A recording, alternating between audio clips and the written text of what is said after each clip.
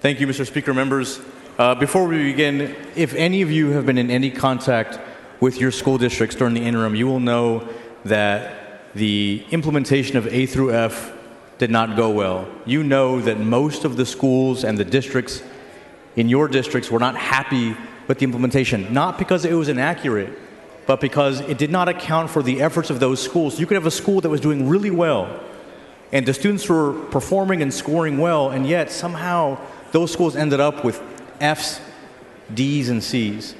And so what this fix does is reward those schools for that progress, reward those schools for the work they're doing, and at the same time put their failures and front and center, and also make sure they're focusing on every kid and every subgroup, every demographic, so no one gets swept under the rug and no one's challenges can get hidden by the average of the school, of the students they have that are doing well.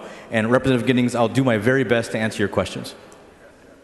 Mr. Speaker? Representative Giddings, for what purpose? Will the gentleman yield for some questions? Mr. Bernal, do you yield? Yes, ma'am, for questions. Representative Bernal. Yes, ma'am.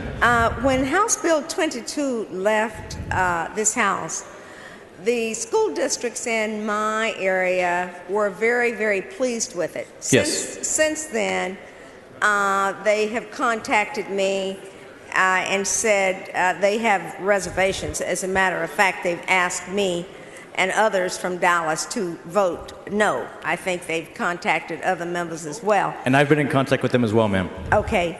The concern that they have primarily is the fact that there was turnaround language included in the House version of this bill, as well as in a bill that I authored, and I think also in another House bill as well. Yes, ma'am. That language is no longer contained in this bill. They like the domain for, they like that kind of thing that's contained in this bill. But their concern is that the language required that they get a written approval from the TEA in terms of whether or not their turnaround plans were approved. Yes, ma'am.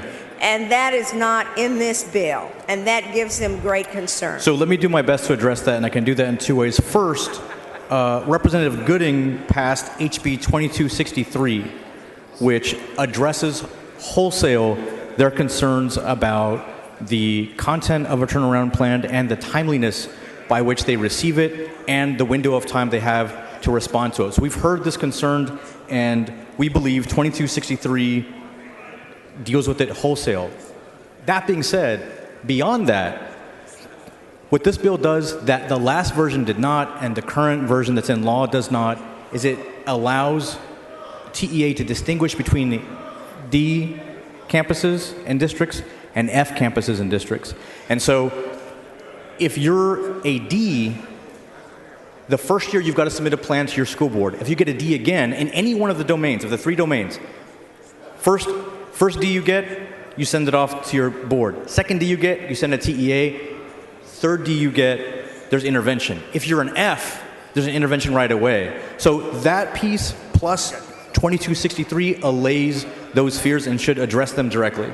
And so somewhere in all of these three bills that we're talking about, the ISDs are given 60 days to turn in amended turnaround plans.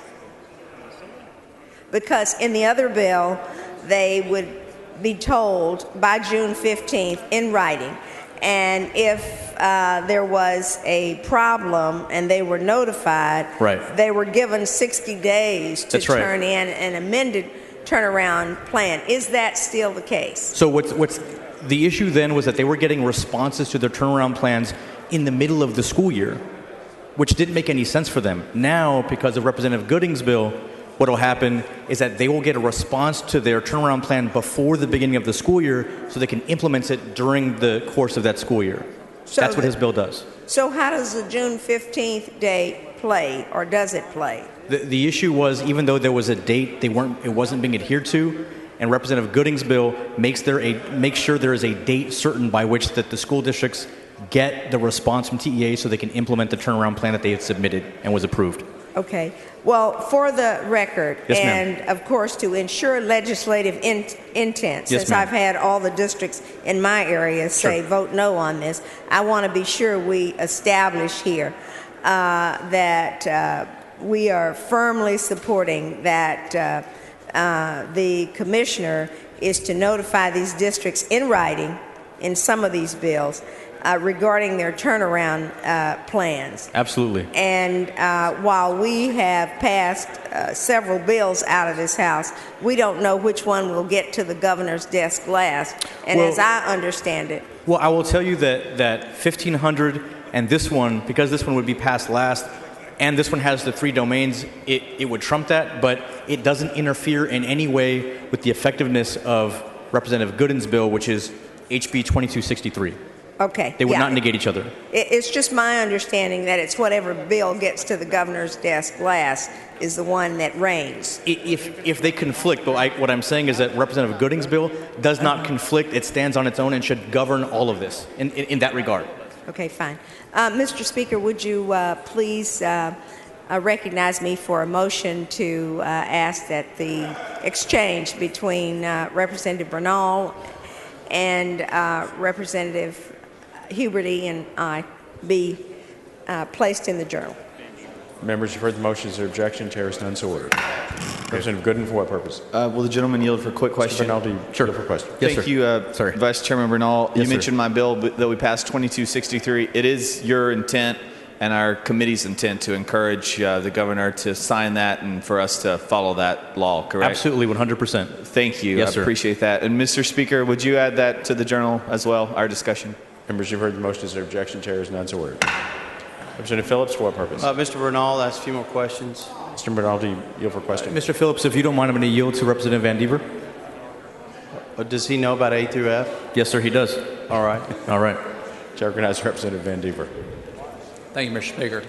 So I just want to make sure I understand. We're leaving this with A through F still law, is that correct? Yes. And it's still leveled not only at the school district level, but at elementary level? That is correct. So we haven't changed any of that? We haven't changed the fact that it is at the elementary level, the high school level, and the district level. We have changed what goes into arriving at those letter grades. Okay. So We know I just that we know wanna when the what ifs came out this past year, we know there was a lot of concern over the use of attendance at the elementary level. well, domain 5 was quite ridiculous. It was what was domain 5? Domain 4 they didn't do. Right. There are only 3 domains. What are the 3 domains now? They are Because we're going to have to explain this to our constituents who said, what are y'all doing? yeah. We have the student achievement domain. Say that again. The student achievement. Again, so if you have students that transfer in to your district and you haven't taught them at all, okay, do those count against your district? In the district grade, the cumulative grade, this bill directs the commissioner to take into account the sub-pop of mobility. So a student who is highly mobile will not be counted against a school in the accountability system. And that's one of the complaints that we've had for years about our accountability system is that school districts are held responsible. So is it permissive that he may or he shall? No, it is in the bill that he shall. Okay. So that's domain 1. That's student accountability. Student achievement. Well, it's based upon the test. We're still based upon the test. Right? Well, among other things, graduation rates, SAT, ACT, industry certifications, military enlistment, post-secondary, all of that. In domain 1. Yes. Okay. Domain 2. Domain 2 is the school progress domain, and that measures how much students grow from one year to the next year. Okay. So did we take out the penalty on those our schools that are K through 4? They only get one chance to approve. I mean, that was part of the problem too. Is we had a real. Did y'all fix? I mean, we had a real problem in that If you were K through 6, you were better off, and if you were K through 12, you were even better because you had multiple opportunities to improve. Did we fix that? Well, for the campus rating, the district or campus will actually be able to develop their own criteria. It will have to be approved by TEA, approved by the commissioner, but they will have the opportunity to develop their criteria. It has to be 50% star, but then it can be other measures as well. Parent satisfaction, teacher accountability, teacher, higher, I'm thinking those with masters, those teaching in their certification areas, teacher quality would be one. So the local district can develop their own accountability system for the campus. Now, that will not be, we still have a cumulative for the district, and that will be a state, that will be this program. That will be a state-developed system. Domain 3?